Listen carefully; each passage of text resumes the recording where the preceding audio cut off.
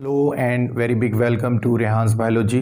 मैं हूं रेहान खान। स्वागत है आप सबका। जैसा कि हम सब जानते हैं कि हमारे आसपास जो जीव जंतु हैं, जो पौधे हैं, उनकी संख्या लगातार कम हो रही है, उनकी जनसंख्या भी घट रही है और उनमें स्पीशीज़ की जो संख्या है वो भी लगातार घट रही है।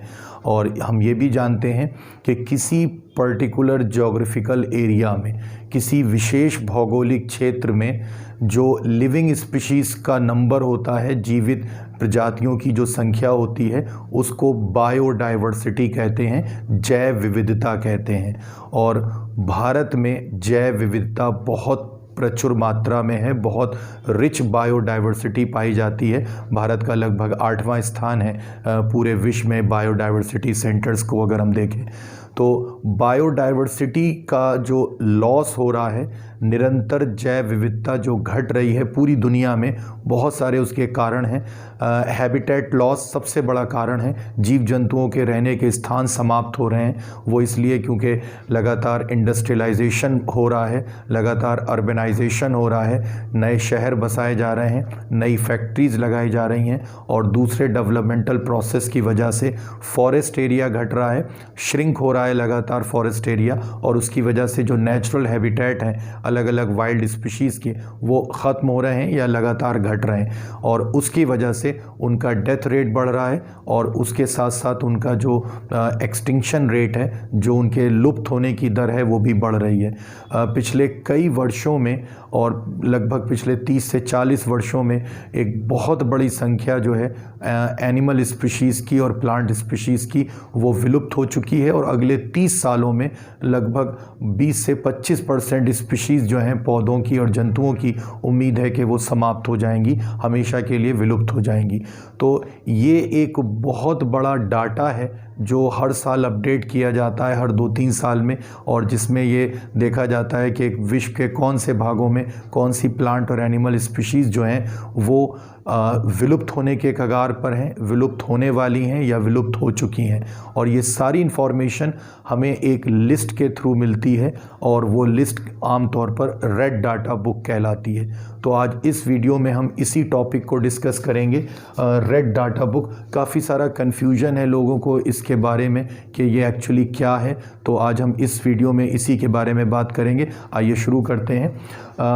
बायोडाइवर्सिटी लॉस, अभी जैसा आपसे कहा, एक बहुत बड़ी समस्या है इस समय, एक बहुत बड़ी इकोलॉजिकल प्रॉब्लम है कि लगातार बायोडाइवर्सिटी जो है वो घट रही है, बायोडाइवर्सिटी का डिक्लाइन हो रहा है, उसका लॉस हो रहा है, और उस वजह से बहुत सारी एनिमल और प्लांट स्पीशीज़ जो हैं वो या तो संकटग्रस्त हो गई हैं, एंडेंजर्ड हो गई हैं, या एक्सटिंक्ट हो चुकी हैं, विलुप्त हो चुकी हैं, या वल्नरेबल हैं, या थ्रेटेंड हैं। ये अलग अलग कैटेगरीज़ हैं और ये कैटेगरीज़ जिस तरह से बताई गई हैं, अगर हम उसको देखें तो प्लांट और एनिमल स्पीशीज़ जो हैं वो लगातार endangered, critically endangered, vulnerable, threatened, extinct या लीस्ट कंसर्न, इस तरह की कैटेगरीज़ में डिवाइड की जा सकती हैं। अब इसमें से एंडेंजर्ड जो कैटेगरी है, संकटग्रस्त प्रजातियाँ, वो उनको कहते हैं जिनमें very high risk of extinction, जिनके साथ में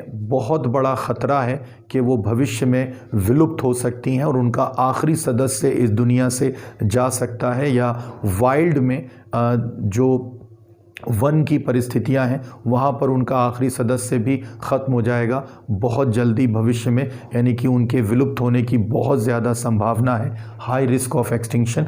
उनको एंडेंजर्ड स्पीशीज़ कहते हैं या संकटग्रस्त कहते हैं हिंदी में। क्रिटिकली एंडेंजर्ड इसी की एक कैटेगरी है जिसमें यह माना जाता है कि जब वाइल्ड कंडीशन में बहुत तेज़ी से विलुप्त होने का ख़तरा बढ़ता है तो उसको या किसी ख़ास क्षेत्र में वाइल्ड कंडीशंस में किसी के एंडेंजर्ड होने का ख़तरा बढ़ता है तो उसको क्रिटिकली एंडेंजर्ड कहते हैं। Vulnerable, high risk of unnatural extinction, मनुष्यों की गतिविधियों के कारण, मनुष्यों के लगातार शिकार करने के कारण या मनुष्यों के द्वारा विकास कार्यों के कारण जो बायोडाइवर्सिटी का लॉस हो रहा है, वो अगर किसी स्पीशीज़ के लिए इस तरह का हो कि उसके आगे चलकर विलुप्त होने का ख़तरा बढ़ जाए, तो ये ख़तरा जो है अननेचुरल एक्सटिंक्शन का एक थ्रेट है, यानी कि वो विलुप्त तो होगी प्रजाति, लेकिन वो मनुष्यों की गतिविधियों की वजह से होगी और तब उसको वल्नरेबल कैटेगरी में रखा जाता है। थ्रेटेंड स्पीशीज़ उनको कहते हैं जो एक्सटिंक्शन के यानी कि विलुप्त होने के करीब पहुंच रही हैं और अभी उनको बहुत बड़ा ख़तरा नहीं है, लेकिन भविष्य में अगर उनकी संख्या इसी तरह से कम होती रही और उनका हैबिटेट लॉस होता रहा तो वो विलुप्त होने के कगार पे पहुंचेंगी या उसके नज़दीक पहुंचेंगी। एक्सटिंक्ट ये सबसे बड़ी कैटेगरी है जिसमें उन सदस्यों को रखा जाता है जिनकी स्पीशीज़ का आखिरी सदस्य इस धरती से समाप्त हो चुका है और वो इस धरती से प्रजातियां पूरी तरह से समाप्त हो चुकी हैं, विलुप्त प्रजातियां जिनको कहते हैं। और लीस्ट कंसर्न वो स्पीशीज़ कहलाती हैं जिनको आने वाले निकट भविष्य में विलुप्त होने का कोई ख़तरा नहीं है। जो एक्सटिंक्ट हमारे लिए स्पीशीज़ हैं, कुछ हम उनमें से जानते हैं बहुत अच्छी तरह से, जो आखिरी सदस्य के रूप में विलुप्त हो चुकी हैं, जिनका आखिरी सदस्य भी इस दुनिया से, इस धरती से विलुप्त हो चुका है। उसमें डायनासोर्स, इसके अलावा डोडो, इसके अलावा गोल्डन टोड, एलिफेंट बर्ड, ये कुछ ऐसी एनिमल स्पीशीज़ हैं जो इस दुनिया से विलुप्त हो चुकी हैं, एक्सटिंक्ट हो चुकी हैं। इसके अलावा जो एंडेंजर्ड या क्रिटिकली एंडेंजर्ड स्पीशीज़ हैं, इनमें अफ्रीकन वाइल्ड एस और इसके अलावा चीता, ये कुछ ऐसी एंडेंजर्ड स्पीशीज़ हैं जिनके विलुप्त होने का ख़तरा बहुत ज़्यादा है। जो वल्नरेबल स्पीशीज़ हैं इनमें अफ्रीकन एलिफेंट, हिप्पोपोटामस और उसके अलावा इंडियन राइनो, जो भारतीय गैंडा है, ये वल्नरेबल स्पीशीज़ की कैटेगरी में है। और जो थ्रेटेंड स्पीशीज़ है जिनके विलुप्त होने के ख़तरे के निकट जो हैं, उनमें जैगुआर और लेपर्ड, इस तरह की स्पीशीज़ शामिल हैं। ये सारी इंफॉर्मेशन हमें जिस डॉक्यूमेंट से मिलती है उस डॉक्यूमेंट को हम आम तौर पर रेड डाटा बुक कहते हैं। क्या है ये, तो इसके बारे में आइए जानते हैं। List of threatened, endangered and other category species is red list और रेड डाटा बुक। एक संस्था है, नाम याद रखिएगा उसका, international union for conservation of nature. वैसे इसका नाम कहीं कहीं आपको international union for conservation of nature and natural resources भी लिखा जाता है। शॉर्ट फॉर्म ज़रूर याद रखिएगा, IUCN।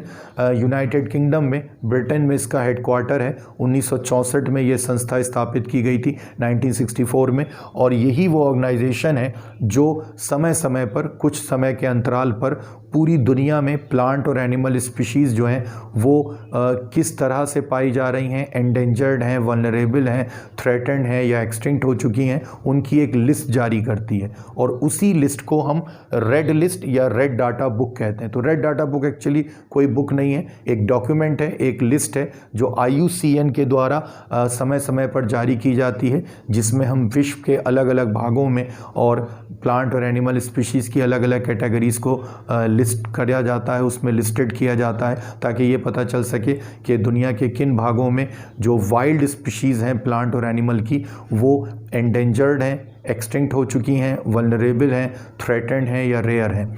अलग अलग देशों में, अलग अलग क्षेत्रों में भी छोटी छोटी ऑर्गेनाइजेशन जो हैं, इनके सहयोगी संस्थान जो हैं, वो भी रेड लिस्ट जारी करते हैं। जैसे आप अगर नेट पे सर्च करेंगे तो red list of Russia, red list of Asia, इस तरह से आपको अलग अलग रेड लिस्ट या रेड डाटा बुक्स मिलेंगी। जो ये डॉक्यूमेंट है एक्चुअली, रेड डाटा बुक जिसको हम कह रहे हैं, उसमें अलग अलग कलर के पेजेस का भी इस्तेमाल करते हैं उस बुक में या उस डॉक्यूमेंट में। जैसे ब्लैक पेजेस पे उन स्पीशीज़ के बारे में बताया जाता है जो एक्सटिंक्ट हो चुकी हैं। रेड पेजेस पर एंडेंजर्ड स्पीशीज़ के बारे में इंफॉर्मेशन मिलेगी। जो पिंक कलर के पेजेस उसमें इस्तेमाल किए जाते हैं, उस पर क्रिटिकली एंडेंजर्ड स्पीशीज़ जो हैं उनके बारे में इंफॉर्मेशन होगी। वाइट पेजेस पर रेयर या दुर्लभ पाई जाने वाली, जिनकी संख्या बहुत तेज़ी से घटी है और बहुत कम आसानी से उनको देखा जा सकता है, बहुत कम तौर पर वो देखे जा सकते हैं, उनको रेयर कैटेगरी में रखते हैं, वो वाइट पेजेस पर इंफॉर्मेशन मिलेगी। ग्रीन पेजेस उन स्पीशीज़ के लिए इस्तेमाल किए जाते हैं, इन पर उन स्पीशीज़ के नाम आपको मिलेंगे जो पहले एंडेंजर्ड स्पीशीज़ के तौर पर कैटेगराइज की गई थी, लेकिन अलग अलग तरह के उनके लिए जो काम किए गए हैं, प्रोजेक्ट चलाए गए हैं, उनको बचाने के, उनको सुरक्षित करने के उपाय किए गए हैं, उसके बाद वो वापस अपनी सामान्य अवस्था में पहुंच गई हैं। अब वो एंडेंजर्ड या थ्रेटेंड स्पीशीज़ नहीं है, तो उनके लिए इंफॉर्मेशन आपको ग्रीन पेजेस पर मिलेगी। ये जो कैटेगरीज़ हैं इनके लिए क्राइटेरिया भी सेट किया है, IUCN ने ये क्राइटेरिया सेट किया है कि किसी भी स्पीशीज़ को आप कब एंडेंजर्ड मानेंगे, कब वल्नरेबल मानेंगे या कब थ्रेटेंड या एक्सटिंक्ट मानेंगे।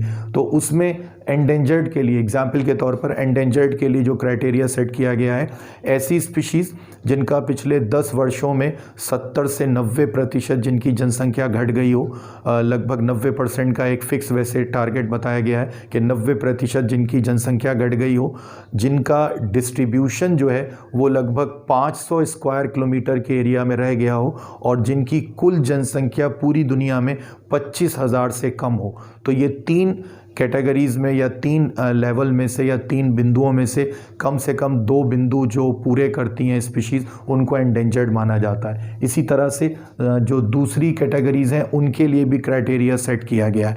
तो जो रेड डाटा बुक है वो अलग अलग एनिमल और प्लांट स्पीशीज़ को उनकी कैटेगरी के अनुसार जो है वो लिस्टेड करती है और उसके अनुसार हमें इंफॉर्मेशन मिलती है। और अगर हम उस इंफॉर्मेशन को देखें, जो लेटेस्ट एडिशन है रेड डाटा बुक का या रेड लिस्ट का, उसमें 1,20,000 स्पीशीज़ के बारे में इंफॉर्मेशन दी गई है और उसमें से लगभग 32,000 स्पीशीज़ को माना गया है कि वो एक्सटिंक्ट हो चुकी हैं और उसमें से कुछ स्पीशीज़ अभी हाल फिलहाल में पिछले 30-35 साल में ही विलुप्त हुई हैं। जो कुल वहाँ पर डाटा दिया गया है उसमें से 41% जो स्पीशीज़ हैं इस 1,20,000 में से वो एम्फीबियंस की हैं, जो 34% स्पीशीज़ हैं वो कोनीफर्स की हैं। हमें पता है कोनीफेरोप्सिडा क्लास के मेंबर हैं, जिम्नोस्पर्म के पौधे हैं जिसमें पाइनस भी शामिल है। 26% मैमल्स हैं और 14% जो हैं वो बर्ड्स हैं। मैमल्स की एक बहुत बड़ी जनसंख्या जो है वो एंडेंजर्ड है, आगे चलकर वो विलुप्त हो सकती है, लेकिन जो लीस्ट कंसर्न है, जिनके भविष्य में विलुप्त होने की कोई संभावना नहीं है, उसमें मनुष्य भी शामिल हैं। फिलहाल उनके अगले कुछ भविष्य में, कुछ वर्षों में ऐसी कोई संभावना नहीं दिखती है कि मनुष्य जो हैं वो विलुप्त हो जाएंगे।